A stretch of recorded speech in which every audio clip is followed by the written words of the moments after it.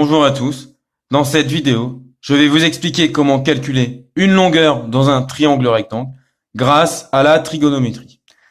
Alors ici, nous avons un triangle ABC, rectangle en B, dont on connaît une longueur, la longueur AC, et dont on connaît un angle, l'angle BAC.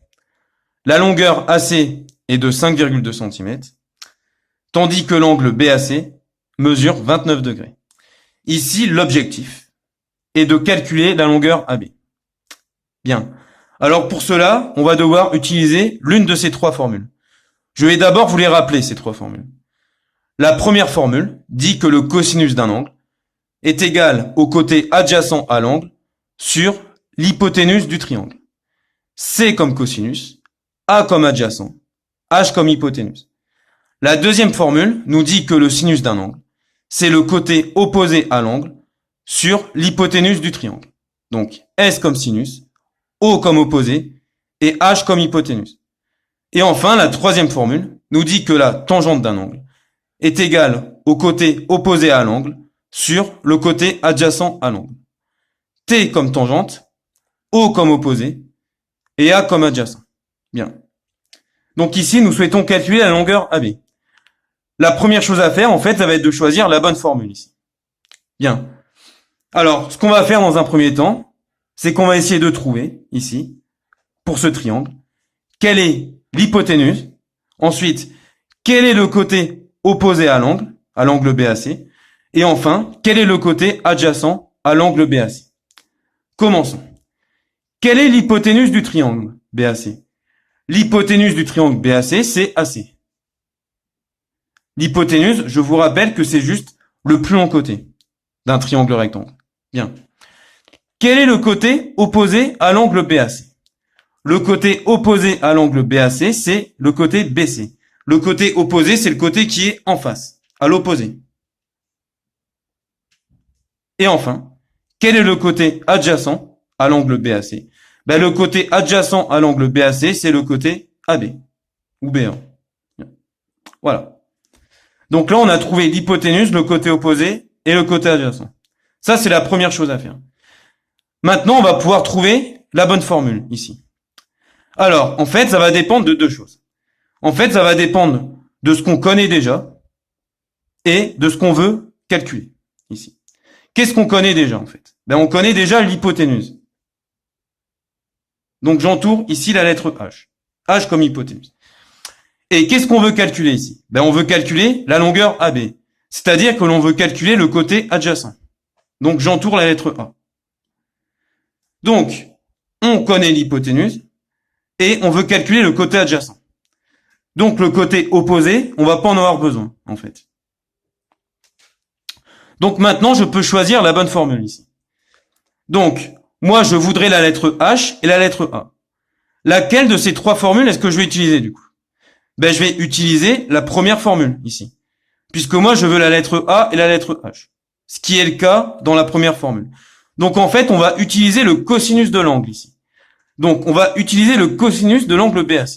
Donc, on va écrire maintenant que cos de BAC. Donc, on utilise le cosinus, ici. Alors, cos de BAC, c'est égal à quoi? C'est égal au côté adjacent sur l'hypoténuse du triangle. Le côté adjacent à l'angle BAC, c'est AB. Et l'hypoténuse, c'est AC. Bien. Donc, le cosinus, c'est le côté adjacent sur l'hypoténuse. Voilà.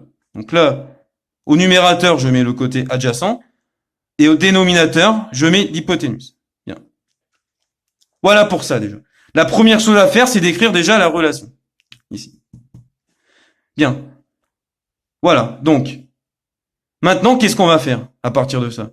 On va remplacer par les valeurs qu'on connaît déjà. On va remplacer les différentes mesures par les valeurs que l'on connaît déjà. Alors, on connaît l'angle BAC. L'angle BAC mesure 29 degrés. Donc, je vais remplacer BAC par 29 degrés. Donc, je mets cos de 29 degrés. Je remplace BAC par sa mesure. Égale. Alors, est-ce qu'on connaît la longueur AB? On ne connaît pas la longueur AB. Donc, on va recopier AB. On va réécrire AB au numérateur. Et est-ce qu'on connaît la longueur AC? Oui, on connaît la longueur AC. La longueur AC est de 5,2 cm. Donc, à la place de AC, on peut mettre 5,2 du coup. Voilà. Donc là, on a remplacé par les valeurs que l'on connaissait déjà ici. On connaissait déjà l'angle BAC et la longueur AC. Voilà. Alors maintenant, on a en fait quasiment terminé. Qu'est-ce qu'on veut calculer? On veut calculer AB. Ici. Nous, on voudrait calculer la longueur AB. Alors, pour calculer la longueur AB, en fait, on va effectuer un produit en croix. Mais pour effectuer un produit en croix, il faut que je connaisse 3 nombres. Mais là, je n'ai que 2 nombres ici. Alors, pas de panique, il y a une petite astuce ici. Cos de 29 degrés, c'est un nombre. Donc, cos de 29 degrés, en fait, c'est la même chose que cos de 29 degrés divisé par 1. C'est la même chose. Quand vous divisez un nombre par 1, ça revient au même au final. Cos de 29 degrés, c'est la même chose que cos de 29 degrés divisé par 1. Bien. Donc l'astuce, en fait, consistait juste à rajouter un 1 en bas, ici. Donc maintenant, c'est bon, je connais 3 nombres. Je vais pouvoir faire un produit en croix pour trouver AB. Je connais ce nombre-là et ce nombre-là. Donc pour calculer la longueur AB, je vais effectuer un produit en croix.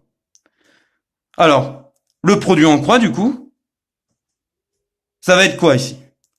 Ben, pour trouver la longueur AB, ce que je vais faire, c'est que je vais faire ça multiplié par ça, que je vais diviser par ça. Donc je vais faire cosinus de 29 degrés, multiplié par 5,2,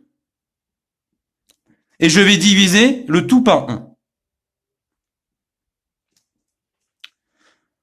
Et je vais effectuer ceci sur ma calculatrice. Alors, si l'on effectue ce calcul-là sur sa calculatrice, vous pouvez vérifier chez vous.